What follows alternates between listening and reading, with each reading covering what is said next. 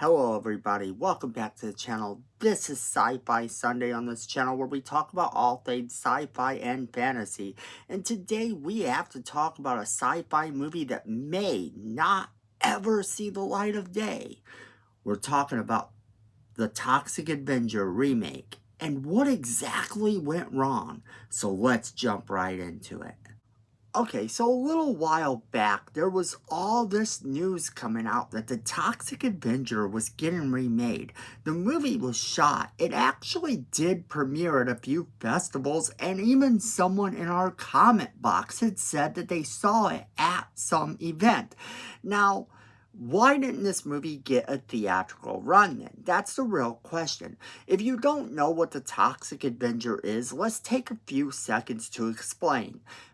There is a company called Troma that does kind of these off-the-wall movies. Now, their movies aren't for everyone, and they aren't really meant to literally offend most people. The movies have no class. They really are the bottom of the barrel humor, and yet it is very Roger Corman in the way that they are set up. Of course, they probably have a higher budget than some of the Roger Corman classic films ever would. Like I said, it literally offends everybody.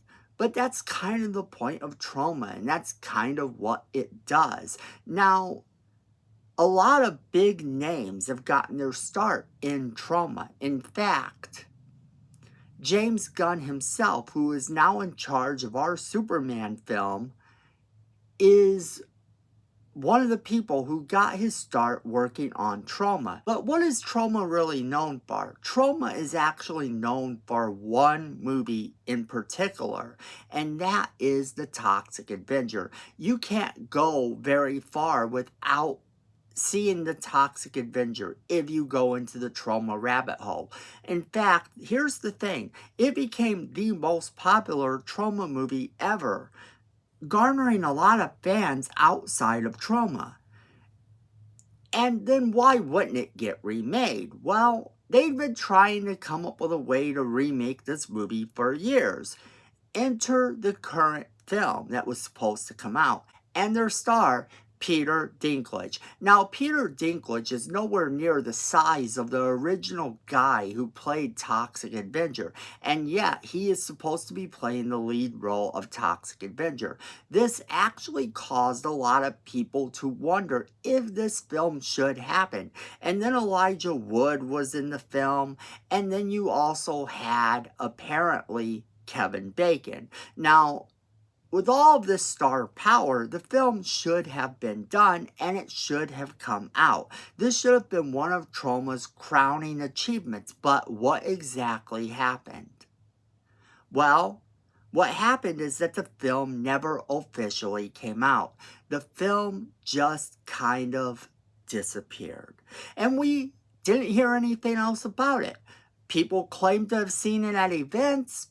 It's out there. It exists, but now it could, in fact, just disappear forever. So what happened to this film? Well, this is where it comes in because we now know what happened to the Toxic Avenger film. And this comes from Bounding Into Comics, but it's been reported a few other places too. So the article says, you may recall seeing a teaser for a new Toxic Avenger some time ago with Game of Thrones actor Peter Dinklage in the lead role of Toxie, the mop-wielding monster created by toxic waste and a bad case of bullying at a health club.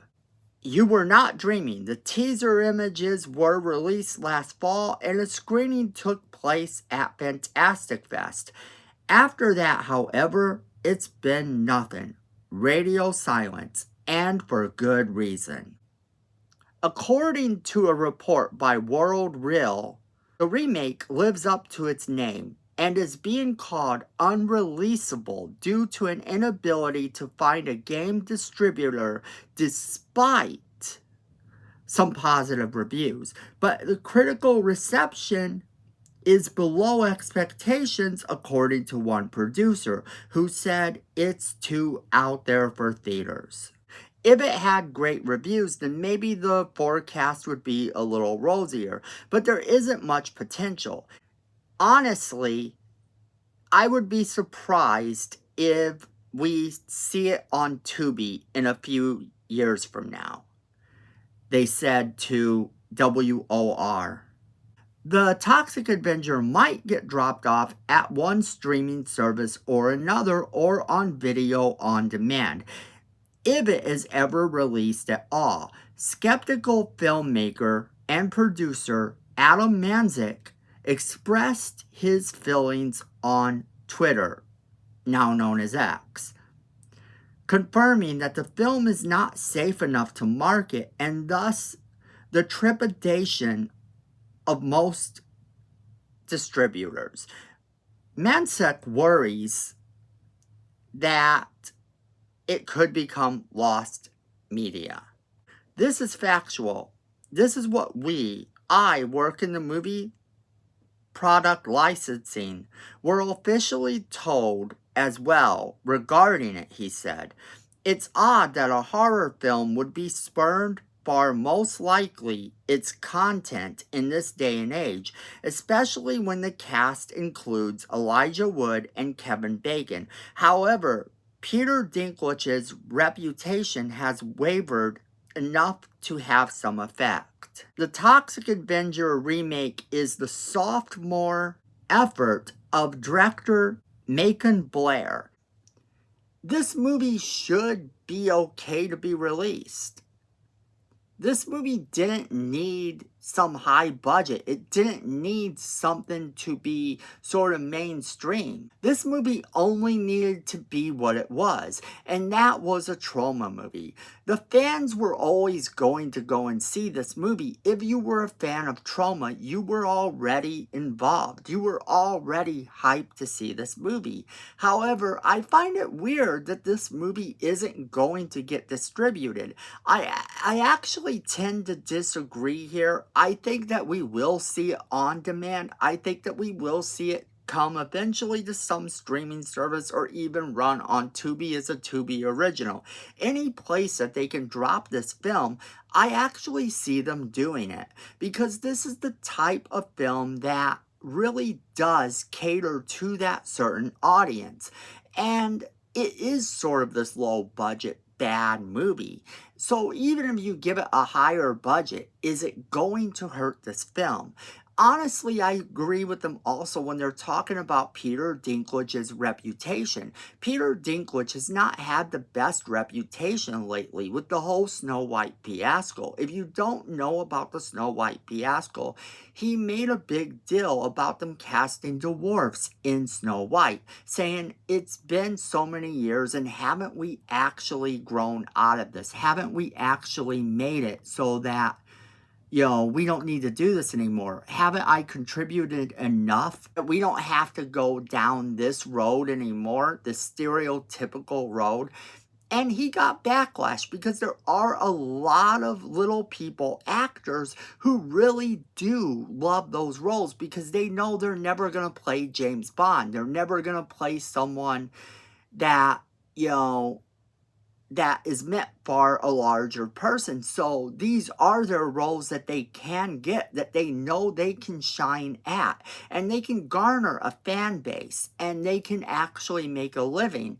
And a lot of them thought that he was taking that away from them. The movie itself, being a Troma movie known for making fun of absolutely everything, was probably always going to make fun of his size. And that kind of would have made him look bad as well, I think.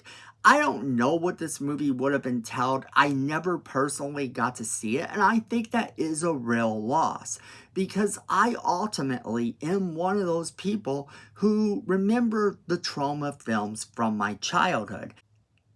But I was excited for this film because, for me, the Troma movies were always that crazy, outrageous movie that you watched with friends and you laughed with them no matter how bad the movie actually was. And that was always part of the fun of the Troma movies, to just sit back and take it completely for what it was. This outrageous, crazy, offensive, horrible, low-budget movie where anything could happen. But that is where I'm going to leave it off to you guys. Do you hope that this movie does end up on a streaming service? What do you think is the outcome for this movie? Do you think it ever sees the light of day? As always, we want to know what you guys think. Don't forget to leave us that comment in the comment box below. Don't forget to share this video with all of your friends. They're going to want to be a part of this conversation as well. Don't forget to hit that like button. It's free, it helps the channel, and we really do appreciate it. Then Miko says we need more subscribers. And look at this face. You don't want to disappoint Miko. So go ahead and hit that subscribe button. Hit that notification bell while you're down there so you don't miss a single video we do. And then friends, at the end of the day, I know it, you know it, and Miko knows it. Fandom is family.